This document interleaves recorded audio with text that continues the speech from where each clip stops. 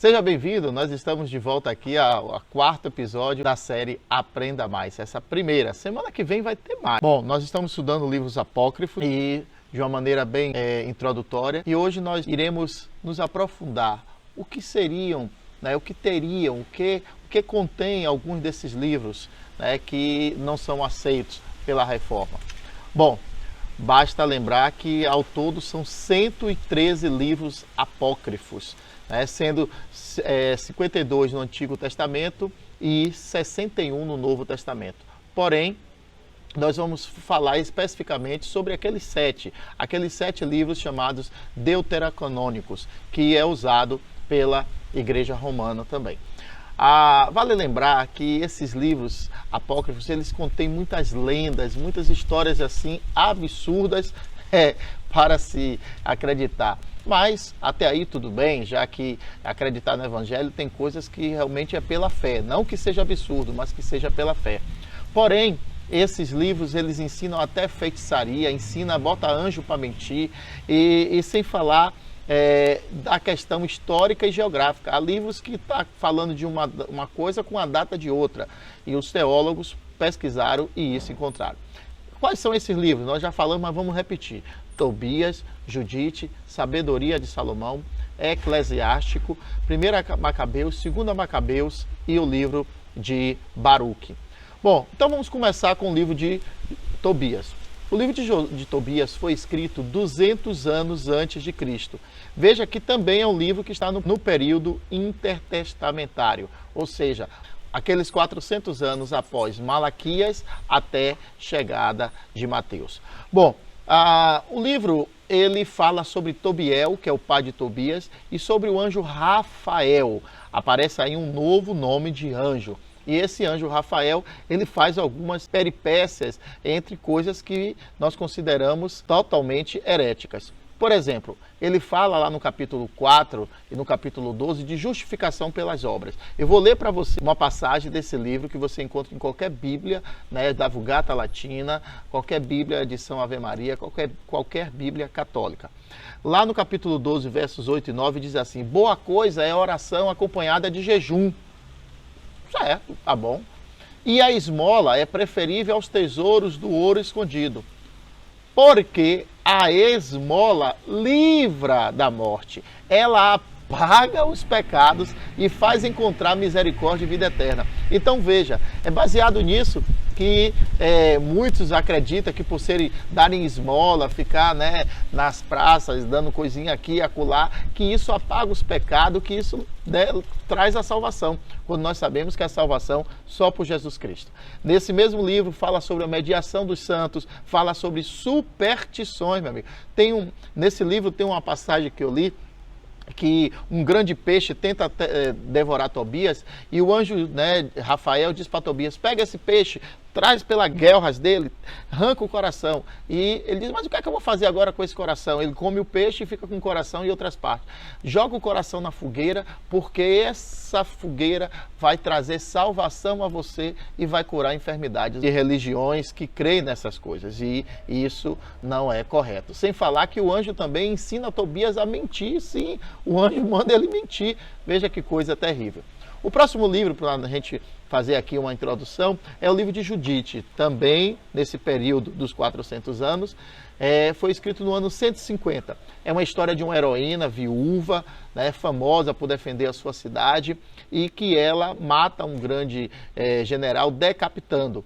Na realidade, o resumo do livro é que os fins justificam os meios. E nós sabemos que isso não é correto. Agora é um livro histórico que tem a sua validade dentro de um contexto histórico.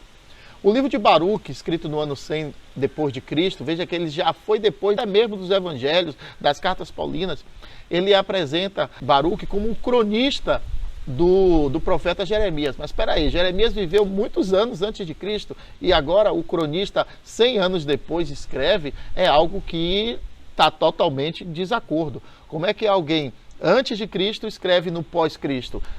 E além disso, no capítulo 3, verso 4, ele traz uma passagem que dá a entender que deve acontecer a intercessão pelos mortos, o que é antibíblico, principalmente deixar claro o Evangelho e o livro de Hebreus. O outro livro é o livro de Eclesiástico. Ele foi escrito 180 anos antes de Cristo. Ele é muito semelhante ao livro de Provérbios, se não fosse algumas heresias. Então, tirando as heresias, é um livro que traz sabedoria, como tem os livros de sabedoria orientais, né? Então, tirando essa parte, ele serve para dar alguns bons conselhos. Porém, ele justifica que a salvação é pelas obras. Olha aí, é heresia.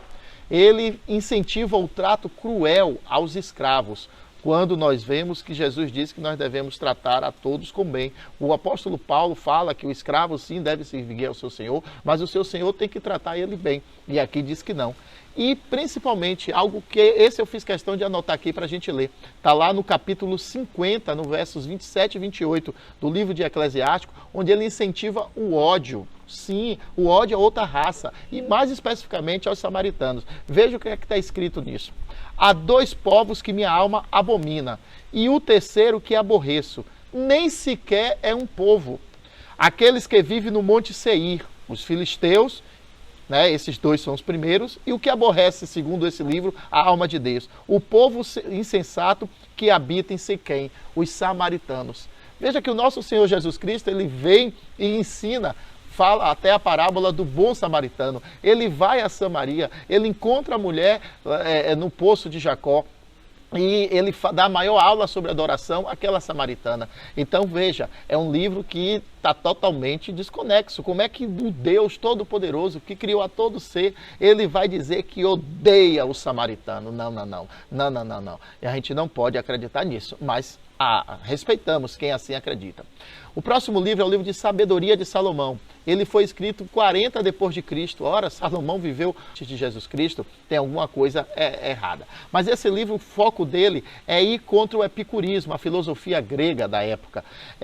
Mas quais as heresias dele? No capítulo 9 ele fala da prisão, que o corpo é a prisão da alma. Ele fala sobre origens e destinos confusos da alma, que dá até para entender sobre reencarnação. E no capítulo 9, versículo 19, ele fala que a salvação é pela sabedoria. O que dá a muitos aí, eu vou preferir não citar essas religiões, mas religiões que buscam muito a filosofia, né?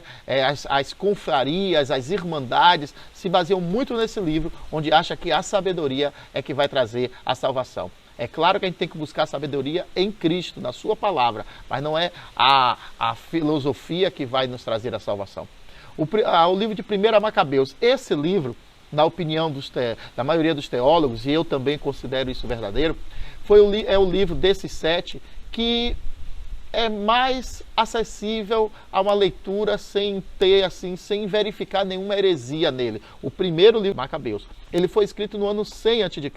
Houve sim a revolta dos Macabeus, a Bíblia relata sobre isso, é fato histórico, e o livro descreve 3 irmãos da família Macabeus que lutaram pela independência de Israel. É muito bom esse livro. Ele não foi encontrada assim nenhuma heresia forte nele, mas ele foi escrito num período interbíblico, logo, né, não se tem a comprovação da inspiração do Espírito Santo. Aí vem um livro de 2 Macabeus, que pela lógica seria a continuação do primeiro, e que não é. Aí sim esse livro é muito herético, é totalmente fora da realidade. Ele fala sobre a vida de Judas Macabeus, ele tenta exaltar um homem. Eu vou ler aqui alguns versículos no capítulo 12 de 2 Macabeus. Se você tem uma Bíblia católica, pode pegar aí e conferir. Diz assim: em seguida organizou uma coleta, enviando a Jerusalém cerca de 12.000 dracmas para que se oferecesse um sacrifício pelos pecados.